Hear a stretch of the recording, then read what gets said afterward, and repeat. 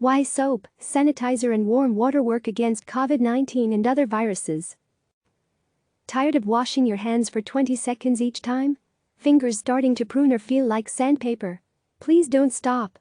The world is counting on you to help stop the spread of COVID-19, the deadly new disease caused by SARS-CoV-2 or severe acute respiratory syndrome coronavirus 2.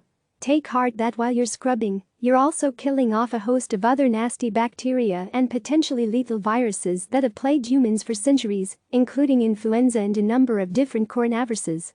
There are 4 coronaviruses that circulate in humans regularly, almost every year, said virologist Dr. John Williams, chief of the Division of Pediatric Infectious Diseases at the University of Pittsburgh Medical Center Children's Hospital of Pittsburgh.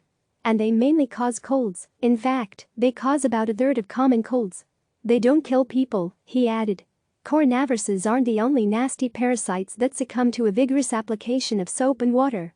Influenza, which kills millions around the world each year, and the human metapneumovirus, which causes a respiratory infection that can lead to pneumonia, also break down and die. How did such a simple thing as soap and warm water and alcohol-based sanitizers attain such power over these parasites?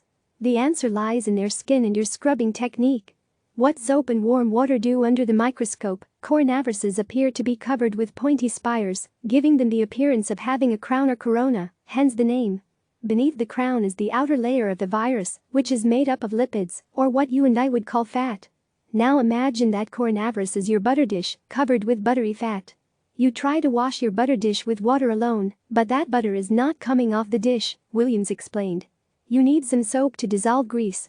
So soap or alcohol are very, very effective against dissolving that greasy liquid coating of the virus.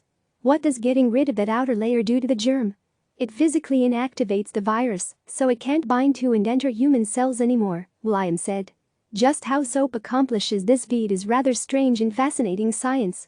It's all about how soap molecules are formed, each looks much like a tiny sperm, with a head and tail. The head bonds with water, but the tail rejects it, preferring oil and fat. Frantically trying to escape water, the tail of the soap is drawn to the fatty outer layer of the virus and begins to pry it open, much like we might use a crowbar to separate 2 pieces of wood. Once the virus or bacteria splits open, it spills its guts into the soapy water and dies. Water and scrubbing with your hands are important to this process because the combination creates more soap bubbles, which disrupt the chemical bonds that allow bacteria, viruses and other germs to stick to surfaces. You want to scrub, build up bubbles and scrub some more, getting into every crack and crevice of your hands and fingers, including your fingernails, for 20 seconds, which is about as long as it takes to sing Happy Birthday twice. But if you're tired of that ditty, there are songs from every decade you can sing instead. Now, when you rinse your hands, all the germs that have been hurt, trapped or killed by soap molecules are washed away.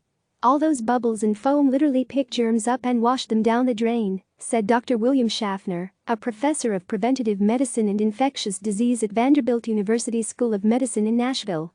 You often hear that the water you wash with should be warm, but why? After all, even hot water does not kill bacteria or viruses until you get to a temperature that would scald the skin. Cold water will work, but you have to make sure you work really vigorously to get a lather and get everything soapy and bubbly, said chemist Bill Wust, an associate professor at Emory University who studies disinfectants. To do that, you might need to sing Happy Birthday 3 times instead of 2. Warm water with soap gets a much better lather, more bubbles, Wust said. It's an indication that the soap is trying to encapsulate the dirt and the bacteria and the viruses in them.